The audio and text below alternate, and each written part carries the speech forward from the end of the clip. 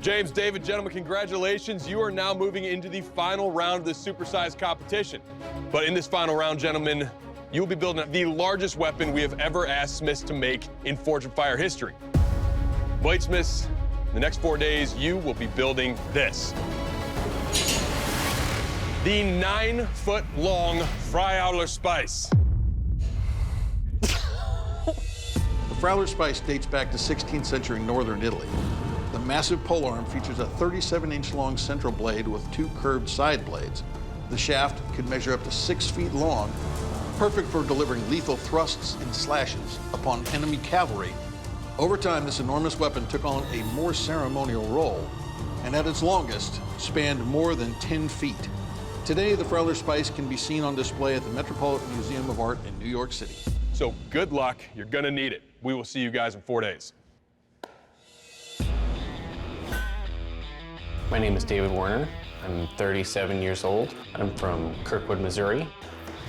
I have twins, a boy and a girl.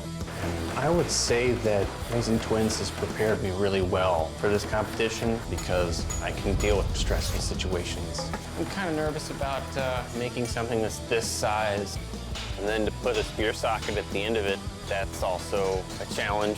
And then get to attach to the socket, you know, it's gonna be a pacing challenge. I need to start shaping the handle.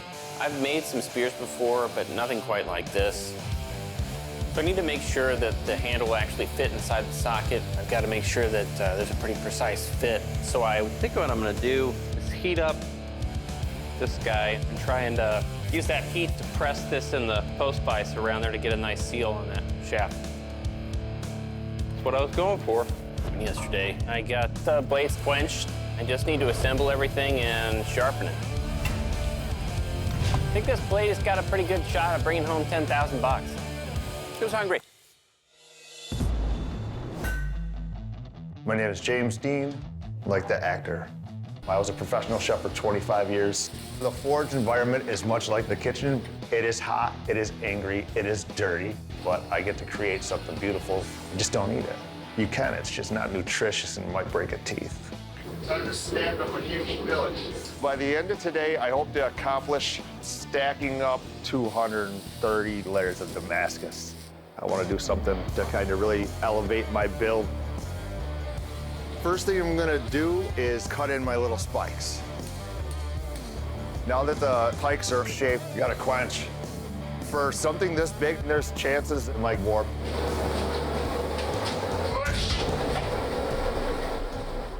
Got a little bit of a warp. It did take a little bit of a warp, but nothing that's not within grinder range. The blade is hard. I'm super pumped. So I'm gonna try grinding it out.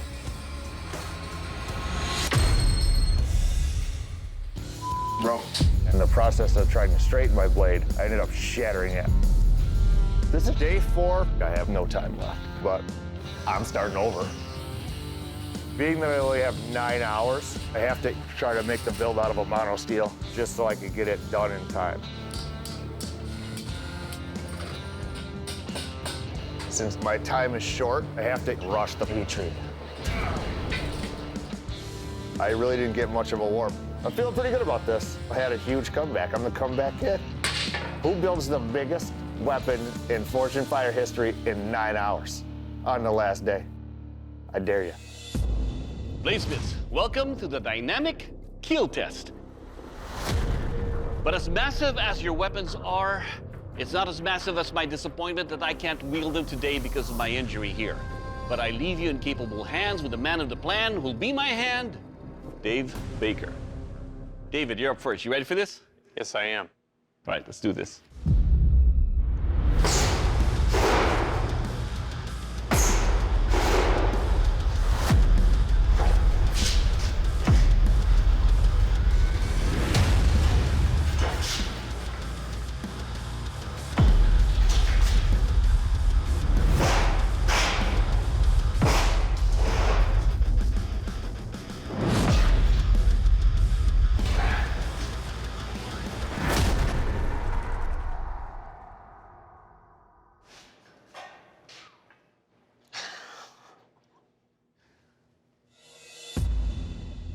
So, David, When you're swinging a 9-foot weapon, it's pretty wild. It went into the pig with no resistance whatsoever. The blade, it's all still true, it's all still sharp. Nicely done. Doug, you got anything to add? Your weapon will kill. All right, James, you ready? Slice, dice, and bacon.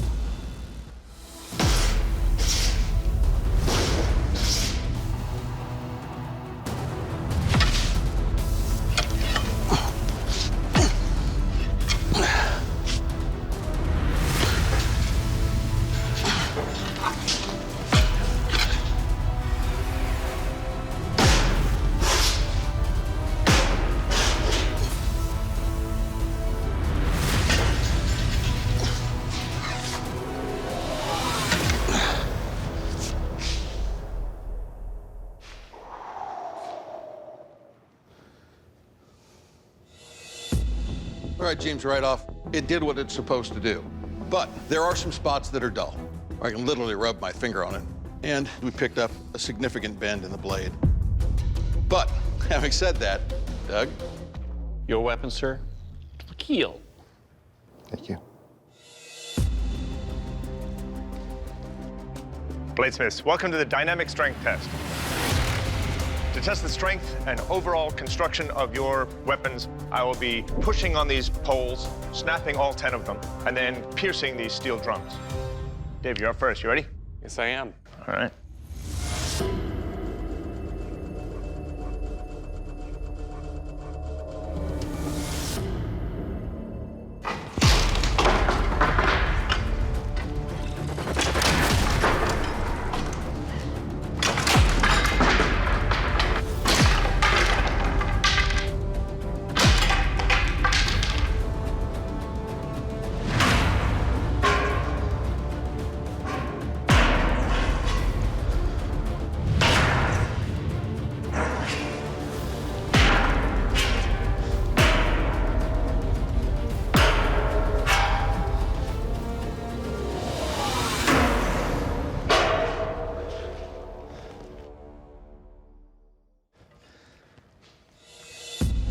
All right, David. Well, your blade held up great.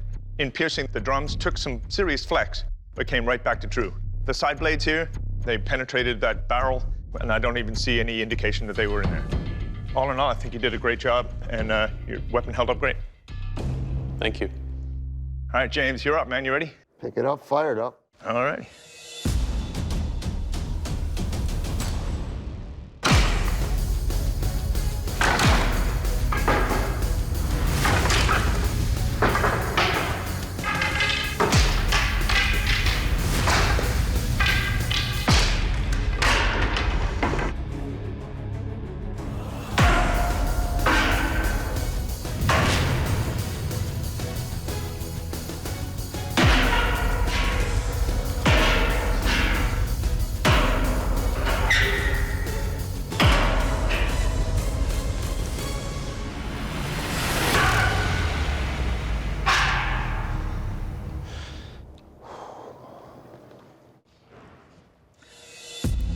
All right, James, it looks like your tip held up fine, but your blade took a pretty significant warp.